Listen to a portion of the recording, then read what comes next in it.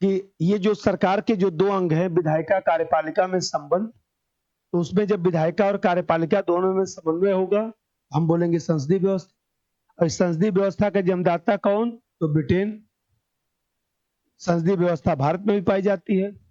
और अध्यक्षीय व्यवस्था का जन्मदाता कौन? कौन? अमेरिका। बोलने में भी दिक्कत हो रहा है आपको। तो आप देखते हैं कि अध्यक्षीय व्यवस्था का जन्मदाता अमेरिका। यही पहले काम होता था। पहले टीचर पढ़ाता था, डांट डांट के बोलता था और सब लोग सुनते थे चुपचाप। अब बच्चा लोग देखते हैं कुछ बोल देते तो बुरा लग जाता है ना। तो मान लीजिए हम कहते हैं कि टीचर का क्या होता है, हमारा दुश्मनी थोड़े ना आपसे है। आपको इसलिए थोड़े डांटता हूं कि हमारा पिछले जन्म का कोई आपसे कोई दुश्मनी फंसा हुआ है खेत ओत का। हम तो इसे डांटते हैं कि जब आए हैं दिल्ली में पढ़ने के लिए, यदि कुछ नहीं बन के जाएंगे तो अच्छा नहीं लगेगा। अमेरिका से और नहीं दिया रहेगा तो यूएनओ लगा दीजिएगा, यूएनओ का चार्टर। चलिए आगे, क्योंकि रोज टेस्ट होना है तो कुछ पढ़ाना भी पड़ेगा ना। मैं बता रहा था विधायिका और कार्यपालिका में संबंध, विधायिका कार्यपालिका में संबंध। तो मैं आप लोगों को बताया था कि विधायिका कार्यपालिका में जो संबंध है उसमें एक तो फ्यूजन ऑफ पावर है। फ्यूजन ऑफ पावर, शक्तियों का संलयन, शक्तियों का संलयन। तो ये जो फ्यूजन ऑफ पावर है, शक्तियों का संलयन है, मतलब विधायिका और कार्यपालिका में समन्वय। यहां फ्यूजन का मतलब हुआ कि विधायिका तथा कार्यपालिका, विधायिका तथा कार्यपालिका में समन्वय, विधायिका तथा कार्यपालिका में समन्वय।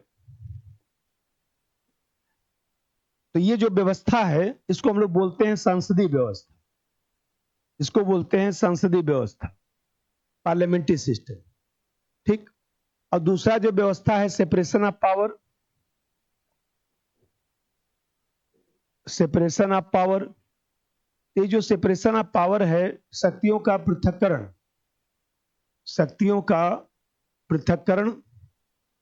तो शक्तियों के पृथक्करण का मतलब है कि जैसे विधायिका, कार्यपालिका और न्यायपालिका में शक्तियों का पृथक्करण।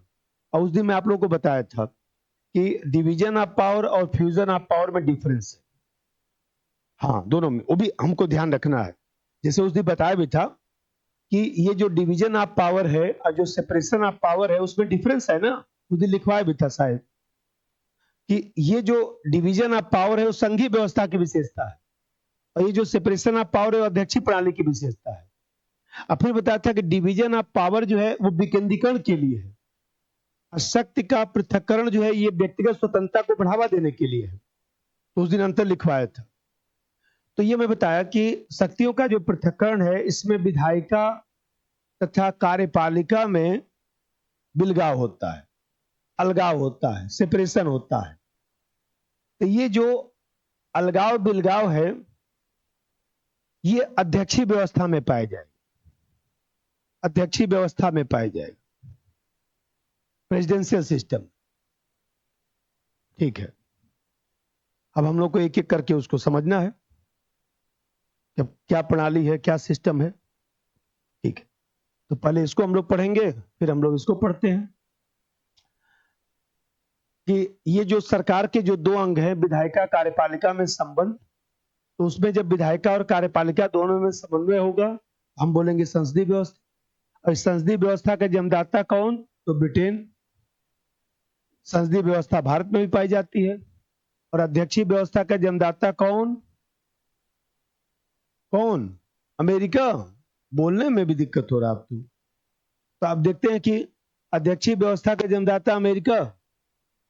यही पहले काम होता था। पहले टीचर पढ़ाता था, डांट डांट के बोलता था और सब लोग सुनते थे चुपचाप। अब बच्चा लोग देखते हैं कुछ बोल देते तो बुरा लग जाता है ना। तो मान लीजिए हम कहते हैं कि टीचर का क्या होता है, हमारा दुश्मनी थोड़े ना आपसे है। आपको इसलिए थोड़े डांटता हूं कि हमारा पिछले जन्म का कोई आपसे कोई दुश्मनी फंसा हुआ है खेत ओत का। हम तो इसे डांटते हैं कि जब आए हैं दिल्ली में पढ़ने के लिए, यदि कुछ नहीं बन के जाएंगे तो अच्छा नहीं लगेगा। अमेरिका से, और नहीं दिया रहेगा तो यूएनओ लगा दीजिएगा, यूएनओ का चार्टर।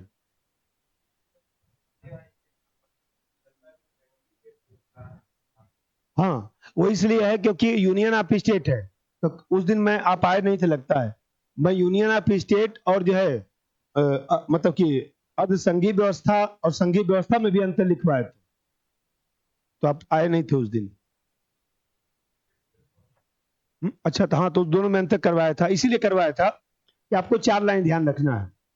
पहला चीज तो ये ध्यान रखना है कि ये जो संघीय व्यवस्था है और जो अर्ध संघीय व्यवस्था है, तो यहां पर देखते हैं कि संघीय व्यवस्था बनेगा तो राज्य समझौता करेंगे। मैं बताया था उस दिन कि राज्यों के समझौते का प्रतिफल संघ है, तो किस देश में है? अमेरिका। और जब हम कहेंगे कि व्यक्तियों ने संघ का निर्माण किया है, भारत। और फिर यहां पर जो संघीय व्यवस्था बनेगा उसमें जो दूसरा सदन है उसमें समान प्रतिनिधित्व का सिद्धांत होगा, ठीक। और यहां पर जो है समान प्रतिनिधित्व का सिद्धांत नहीं पाया जाएगा। यहां पर मैं बताया कि संघीय व्यवस्था होगा तो सब चीज दोहरा पाया जाएगा, सब चीज दोहरा पाया जाएगा। और यहां पर कुछ एकात्मक लक्षण भी दिखाई देंगे। अब फिर एक चीज बताया था कि जो भी संघीय व्यवस्था होता है उस संघीय व्यवस्था में जो है स्वाभाविक सी बात है कि आदर्श संघीय व्यवस्था में सिद्धांत राज्य की स्थिति मजबूत होती है, क्योंकि राज्य का अपना अलग संविधान होगा, राज्यों को अधिक पावर दिया जाएगा, क्योंकि राज्यों ने समझौता जब किया तो स्वाभाविक सी बात है कि राज्य जो है वो अपने हितों को ध्यान रखेंगे। यहां पर मैं बताया कि जब व्यक्तियों ने समझौता किया है क्वाजी फेडरल सिस्टम में, तो ऐसी दशा में जो है यहां पर केंद्र की स्थिति मजबूत हो जाती है, क्योंकि संघीय व्यवस्था में हम लोगों ने जो है एकात्मक लक्षण मिला दिया, ये ध्यान रखना है।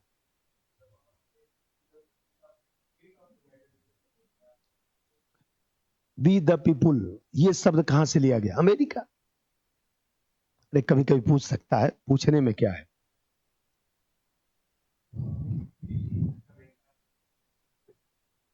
हम्म मिलाने के लिए सबसे पहले तो 2/3 राज्यों की सहमति भी चाहिए, और 2/3 बहुमत से प्रस्ताव पारित होगा, तो वो प्रक्रिया है। ट्रम्प साहब का 2/3 बहुमत नहीं है, सीनेट और कांग्रेस दोनों में नहीं। हाँ, बहुमत है इस समय, बहुमत तो है, रिपब्लिकन पार्टी का बहुमत है दोनों में। अभी 1 साल पहले ही बहुमत आ गया था, लेकिन 2/3 नहीं है। फालतू का लफाजी, ऐसा थोड़ा हो पाएगा। और फिर एक प्रोसेस, और दूसरा प्रोसेस कि कनाडा जो कनाडा में सोवरेंटी किसके पास है, तो कनाडा में सोवरेंटी भी जनता के पास है, तो फिर वहां से भी जो है वो करना पड़ेगा, तभी अंतर्राष्ट्रीय कानून सेटिस्फाई होगा, अंतर्राष्ट्रीय कानून को सेटिस्फाई करना पड़ेगा। एकात्मक लक्षण में संघ बनाने के लिए मतलब कि क्या चीज? हाँ, वहां जनमत संग्रह की व्यवस्था हो गई। तो जनमत संग्रह हुआ भी था ब्रेग्जिट में। चलिए थोड़ा सा आगे बढ़ने दीजिए। अच्छा, एक चीज और ध्यान रखिएगा, क्योंकि आप लोग पूछते हैं तो कुछ याद आ जाता है। मान लीजिए मैंने कहा कि राज्यों का संघ कनाडा से लिया गया है, और कनाडा नहीं दिया रहेगा तब क्या लगाएंगे?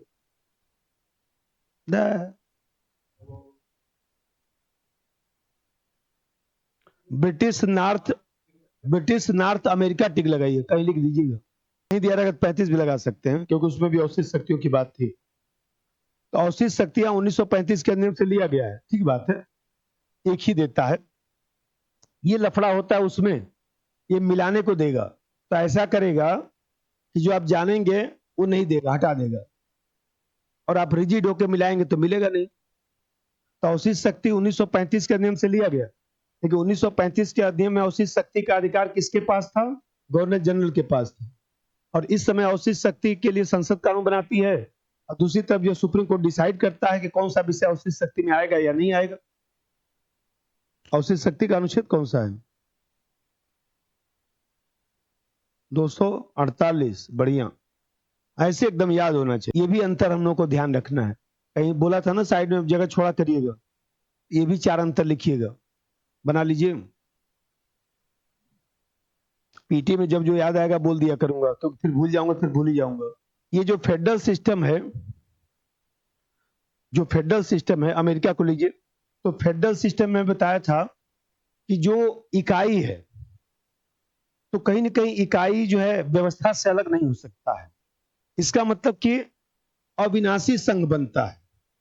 हमेशा जब भी संघ बनेगा वो अविनाशी बनेगा, भले वो विनाशी राज्यों का अविनाशी संघ बने या अविनाशी राज्यों का अविनाशी संघ बने, कि जो यूनिट है वो सोवरेन नहीं है। समझिएगा थोड़ा सा, जो यूनिट है वो सोवरेन नहीं है। मतलब जैसे मान लीजिए पश्चिम बंगाल है, तो पश्चिम बंगाल अलग होने की बात नहीं कर सकता है। लड़िए झगड़िए, जो मर्जी सो बोलिए, सब चलेगा, लेकिन आप ये नहीं कर सकते कि अलग हम देश बनेंगे। भारत सरकार तुरंत आक्रमण कर देगा, सेना भेज देगा, ममता बनर्जी सब लोगों को गिरफ्तार कर लिया जाएगा, जेल में डाल दिया जाएगा तुरंत। ये शब्द बोलते ही, जिस दिन वो बोल देंगी कि हम चाइना में विलय करेंगे या स्वतंत्र राष्ट्र बनेंगे, खत्म। उसके बाद कुछ नहीं, सरकारों का खत्म। चलिए अब बताता हूं आपको, जमानत भी नहीं हो सकती।